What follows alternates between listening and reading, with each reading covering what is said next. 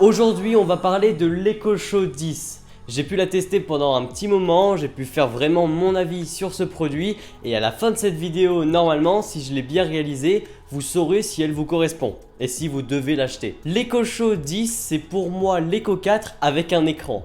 C'est rien de plus que ça et c'est déjà très bien. On a un son qui se rapproche beaucoup de l'Eco 4, on a un écran très correct même s'il a été beaucoup critiqué, et puis après on a quelques petites fonctionnalités au niveau de la caméra comme un suivi, mais on va voir tout ça en profondeur dans cette vidéo. On peut commencer par l'écran. J'ai dit que l'écran était bon, il n'est pas excellent, c'est clairement pas un iPad, mais c'est un écran d'appoint très correct pour ce prix là à 250 €, on peut pas demander vraiment plus. Il est vraiment très réactif, le logiciel est bien, même si évidemment rien n'est parfait dans la technologie, vous le savez très bien. J'ai rencontré 2-3 petits ralentissements, mais c'est vraiment rien du tout. En fait, l'écran, il a un intérêt, par exemple quand vous écoutez les musiques, vous avez les paroles directement écrites. En tout cas pour celles sur Amazon Prime.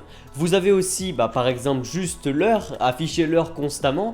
Vous avez aussi des petits quiz, des petites questions, des fonds d'écran qui tournent en boucle, etc. quand l'écran est en veille. On a aussi la météo, la date, et ça rend l'écho encore plus active que l'Eco 4. Je vous ai parlé du suivi, c'est amusant, mais surtout au début. Au début, vous testez, dès que vous l'appelez, elle vous regarde, et c'est super parce qu'elle vous suit. Ça, c'est sûr, mais c'est juste qu'elle vous suit un peu trop. C'est-à-dire qu'à chaque fois que vous travaillez, vous avez un écran dans votre angle de vision, vous voyez un écran qui bouge comme ça, donc c'est pas forcément pratique au quotidien, surtout que le suivi est très réactif, voire trop réactif, et au final, j'ai fini par le désactiver, et vous le ferez peut-être aussi. Au niveau de la caméra, c'est vraiment très pratique, elle a 13 mégapixels, ça paraît pas beaucoup, mais l'iPhone en a 12, ça veut rien dire, c'est vraiment le logiciel qui travaille la vidéo. Et justement, pour la vidéosurveillance, c'est clairement la meilleure caméra de vidéosurveillance que vous pouvez trouver. Du coup, grâce au fait qu'on a une caméra qui peut tourner, c'est-à-dire qu'on peut faire 350 degrés, donc presque un tour sur elle-même, et aussi surtout grâce à l'application qui est très bien faite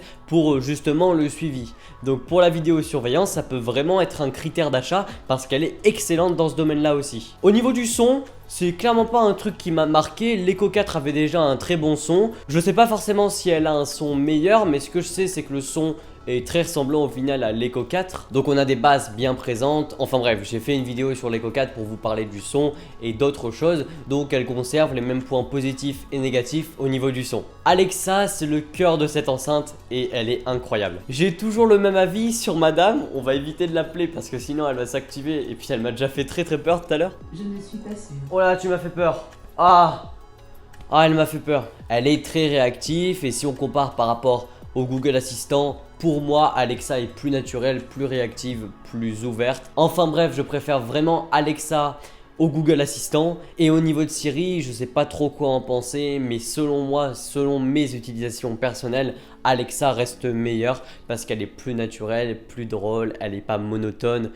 Enfin bref, elle est excellente. Donc en fait, vous avez tous les avantages de l'Eco 4 dans un écran et c'est juste incroyable. L'Eco 4, c'est clairement un objet qui m'a conquis. Je trouve vraiment cet objet fou, que ce soit Alexa ou même dans le son et aussi dans son prix.